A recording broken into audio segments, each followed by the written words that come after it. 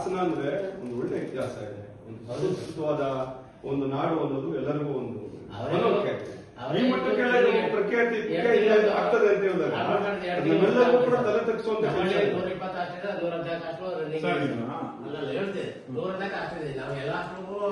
ಪ್ರತಿನಿತ್ಯ ಕೊಡಕ್ಕಾಗಲ್ಲ. ತಾಲೂಕು ಆಫೀಸ್ ಅಂತ taluk officer monthly 20 ಈಗ ಹಾಸ್ಟೆಲ್ ನೋಡ್ಬೇಕಾದ್ರೆ ಇನ್ಸ್ಟ್ರಕ್ಷನ್ ಕೊಟ್ಟಿದ್ದಾರೆ. ಅವ್ರು ನೋಡಿ ನಾವು ಅರೌಂಡಿಂಗ್ 20-30 ಹಾಸ್ಟೆಲ್ ನೋಡ್ತೀವಿ ಪರ್ ಮಂತ್. ಈಗ ಒಂದು ಕೆಲಸ ಮಾಡಿ, ಇಮಿಡಿಯೇಟ್ ಅವನಿಗೆ ನೋಟಿಸ್ ಕೊಟ್ಟು ಅವ್ನು ಫಸ್ಟ್ ಅಮೌಂಟ್ ಮಾಡಿ, ಯಾವ್ದೇ ಕಾರಣಕ್ಕೂ ಒಂದು ಕ್ಷಣ ಇಟ್ಕೋಬೇಕು. ನಾನೀಗ ಉಸ್ತುವಾರಿ ಸಚಿವರು ಪಾಪ ನಮ್ಮ ಕೃಷ್ಣ ಬೈರೇಗೌಡ ಸಾಹೇಬರು ಇದಕ್ಕೆ ಹೋಗಿದ್ದಾರೆ, ಅವ್ರನ್ನು ಕೇರಳಕ್ಕೆ ಉಸ್ತುವಾರಿ ಹಾಕಿದ್ದಾರೆ ಚುನಾವಣೆಗೆ. ಬಂದ ತಕ್ಷಣ ಅದೇ ಕೆಲಸ ಮಾಡೋದು ನಾವು ಕೂಡ. ಈ ಕಳ್ಳರು ಈ ಸೋಂಬೇರಿಗಳನ್ನ ಫಸ್ಟ್ ಒಂದು ಆಚೆಗೆ ಹಾಕಿ.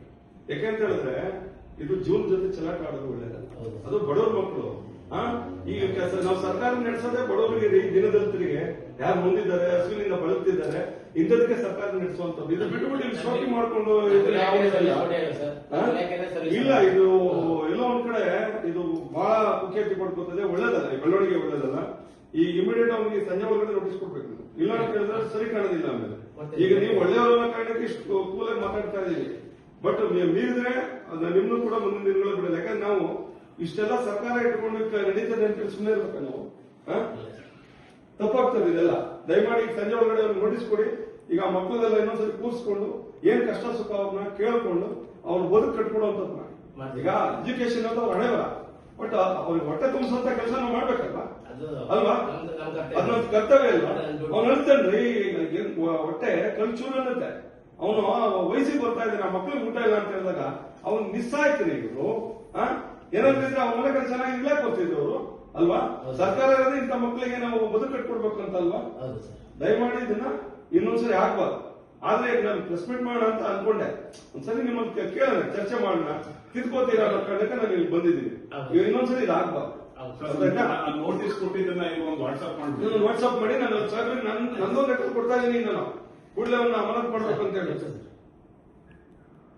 ನೀನೆಲ್ಲ ಮಾತಾಡಿದ್ದಲ್ಲ, ಏನ್ ತಲೆ ಕೆಡಿಸ್ಕೊಂಡ, ನಿಮ್ ಜೊತೆ ನಾವಿದೀವಿ. ಯಾಕಂದ್ರೆ ಪ್ರತಿಯೊಬ್ಬರು ಹಕ್ಕು, ಈಗ ನಮ್ಮ ಸರ್ಕಾರ ಇರೋದೇ ನಿಮ್ಮಂತ ನೊಂದವರಿಗೆ ನಿಮ್ಮ ಬದುಕು ಅದಕ್ಕೆ ಇರೋದು. ಹಾಗಾಗಿ ನಾವು ನಿಮ್ ಜೊತೆ ಖಂಡಿತವಾಗಿ ಇರ್ತೀವಿ. ನೆನ್ನೆ ಅದು ನೋಡಿ, ನೆನ್ನೆ ಸಾಹೇಬ್ರ ಜೊತೆ ಇದ್ವಿ, ನಾವೆಲ್ಲ ದಾವಣಗೆರೆ ಮೀಟಿಂಗ್ ಅಲ್ಲಿ ಇದ್ವಿ. ನಿಮ್ದೆಲ್ಲ ಹೆಡ್ಲೈನ್ ಬರ್ತಾ ಇತ್ತು, ನಮ್ಮ ಹಾಸ್ಟೆಲ್ ಹಿಂಗ ಆಗ್ಬಿಟ್ರೆ ಹೆಂಗಪ್ಪ ಅಂತ ಹೇಳಿ ಅದಕ್ಕೆ ಬಂದ್ವಿ. ಡಿಸ್ಟಿಕ್ ಆಫೀಸರ್ ಹತ್ರ ಮಾತಾಡಿದ್ದೀನಿ, ಈಗ ನಿಮ್ಮ ಇವರು ತಾಲೂಕು ಆಫೀಸರ್ ಹತ್ರ ಮಾತಾಡ್ತೀನಿ. ಏನೇ ಕಷ್ಟ ಇರಲಿ, ಹಾಸನದ ಯಾವುದೇ ಹಾಸ್ಟೆಲ್ಗಳಿರಲಿ, ಇಂಥ ವಿಚಾರಗಳು ಬಂದಾಗ ನಮ್ಮ ಗಮನಕ್ಕೆ ತಗೊಂಡು ನಾವು ನಮ್ಮ ಕಾರ್ಯಕರ್ತರು ಸಂಪೂರ್ಣವಾಗಿ ನಾವು ನಿಮ್ಮ ಬೆಂಬಲಕ್ಕೆ ಸದಾ ಇರ್ತೀವಿ. ನಿಮ್ಮ ಯಾವುದೇ ಹೋರಾಟ ಇರಲಿ, ನಾವು ನಿಮ್ಮ ಬದುಕನ್ನು ಕಟ್ಕೊಡುವಂತ ಕೆಲಸ ನಾವು ಮಾಡ್ತೀವಿ. ಆಯ್ತಾ? ಏನ್ ಭಯ ಬೀಳಕ್ ಹೋಗ್ಬೇಡ. ಅವ್ನು ಯಾವ ಊಟ ತಿಂಡಿಗೆ ಸಮಸ್ಯೆ ಫೋನ್ ಮಾಡಿ. ಈಗ ಇವ್ರ ನಂಬರ್ ತಗೊಂಡಿರಿ ನೀವು, ಅವನ ನಿನ್ಗೆ ಅವಾಜ್ ಹಾಕೋದು, ಮತ್ತೊಂದು ಬ್ಲಾಕ್ ಮೇಲ್ ಮಾಡೋದು ಮಾಡಿದ್ರೆ ನೀವು ಫೋನ್ 5 ನಿಮಿಷಕ್ಕೆ ನಾವು ಇರ್ತೀವಿ. ನೀನು ಇದ್ದೇನಪ್ಪ ನಿನ್ನೆ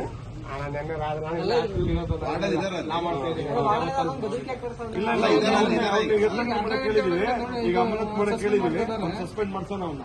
ನಿಮ್ಗೇನಿದೆ ಲೈಫ್ ಎಂಜಾಯ್ ಮಾಡ್ಕೊಂಡು ಹೋಗಿ. ಯಾರು ಏನಿಲ್ಲ, ಸ್ವಲ್ಪ ಅವ್ರಿಗೆ ರಿಪೇರಿ ಮಾಡೋ ಕೆಲಸ ಮಾಡೋಣ. ಆರಾಮಾಗಿರಿ, ಏನು ಭಯ ಬೀಳ್ಬೇಡಿ. ಯಾವ